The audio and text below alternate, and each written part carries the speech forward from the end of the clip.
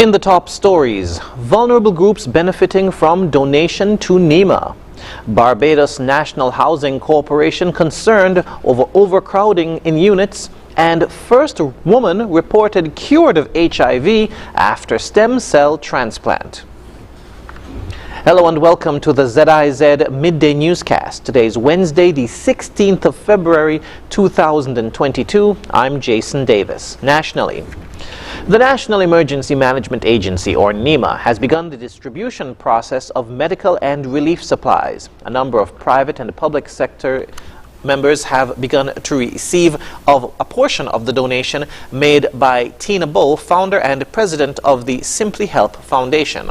According to a statement, the partnership between the Simply Help Foundation and the government of St. Kitts and Nevis solidifies a number of donations comprising medical and relief supplies which target the young and vulnerable groups.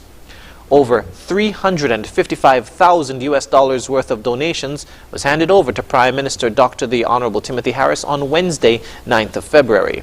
Director of the Department of Social Services, Oslin Ward Harris, who is leading the distribution process, anticipates that the process should climax over the next 2 weeks.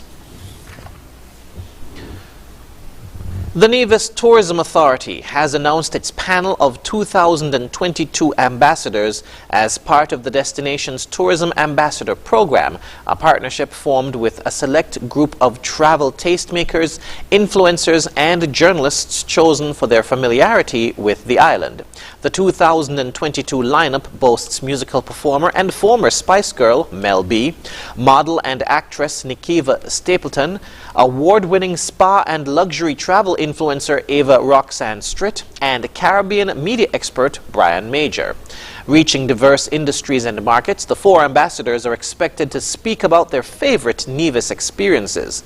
First launched in 2020, the Nevis Tourism Ambassador Program shares stories of Nevis from trusted voices with audiences around the world. And now for a bit of sport. The Sugar Girls are off to Costa Rica ahead of their first CONCACAF Women's World Cup qualifier. SKNFA media consultant Andre Huey has the details in this special feature. On Monday, the Sugar Girls departed St. Kitts and Nevis to head to Costa Rica in anticipation of their CONCACAF Women's World Cup qualifier. The Sugar Girls play Costa Rica on Thursday. The confidence level in the team is the highest it's ever been. Ask Coach Earl Jones, National Program Coach in charge of the women's team. We have an excellent group and I think the girls are ready. They've been anxious as well as me. I mean, my energy just got to them. So whatever I say here to you tonight is the same thing they would say to you, same thing. Very excellent. Yeah, they've been playing together for a while. Andre, the overseas-based players are no stranger to those ones here, and I mean, they're ready. Blending is just like a cook-up. To me, I think the cook-up is the national dish. So it's a good cook-up as well, all right? You see, because what we've been doing over the past weeks, we've been preparing them mentally, not only physically and technically, but tactically we've been doing a lot of work, all right? We study this Costa Rica team, and trust me, we are ready because we have everything that we need to go there and come back victorious. Team manager Cherise Quealy said everything is in place for their trip as they departed the RLB International Airport on a chartered flight on Monday evening. All I want to tell St. Kitts and Nevis, support the girls, log on, watch the game, cheer on, and we got this. All the best to the Sugar Girls as they begin their journey to the Women's World Cup.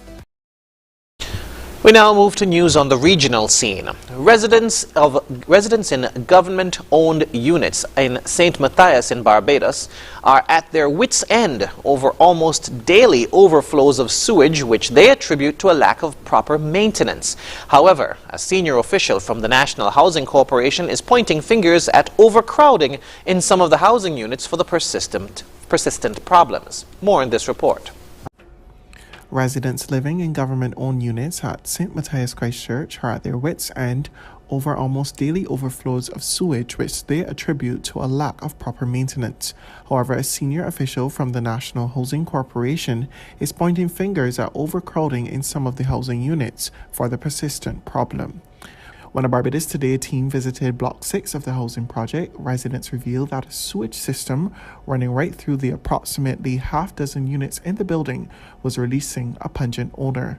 They explained that since December, the communal sewage system was becoming choked when the toilets are flushed and or the bathroom taps are used.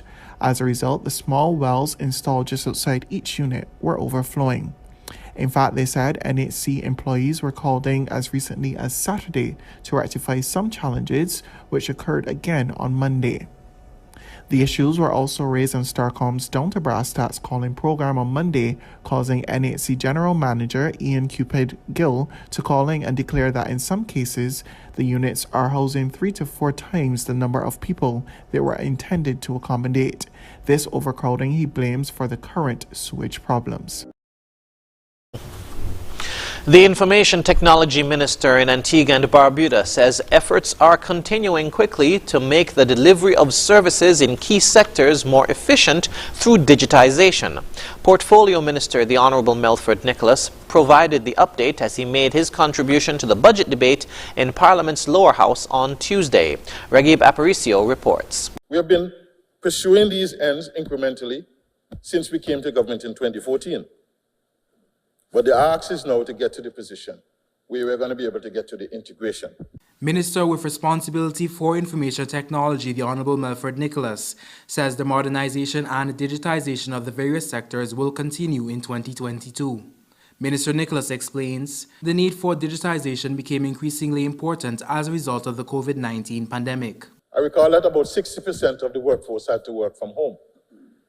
And we were able to ensure that the government's operations continue to be sustained because people had the ability to work virtually. Several government ministries have already benefited from these efforts, with many more to benefit in the coming weeks.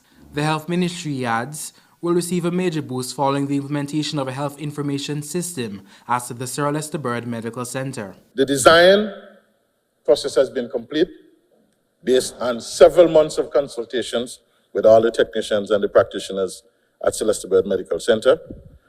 The matter's gone before the tendering process, and I believe in fairly short order, they should be able to go through a whole selection process. Ongoing digitization efforts will make way for the establishment of a new citizens portal. Minister Nicholas provides a progress update on its rollout. Technobrain is going to deliver for us a new citizens portal. They've already started the work. As a matter of fact, I believe Mr. Edwards, Luxmore Edwards, indicated to me that next week, the engineers from Technobrain will be on island. As these advancements are made across ministries, Minister Nicholas says there will be a need to ensure staff members are able to utilize the new systems. What was once considered the GATE program, where we were doing the cadets program, we have now moved to transform that facility into a digital training academy, where public servants from all across the spectrum will go through the process in terms of how to utilize the application to get the best efficiency from it, and how we are able to turn that into service, better service for the community in which we serve. Rakib Aparicio reporting for ABS News. Internationally, a U.S. patient with leukemia has become the first woman and the third person to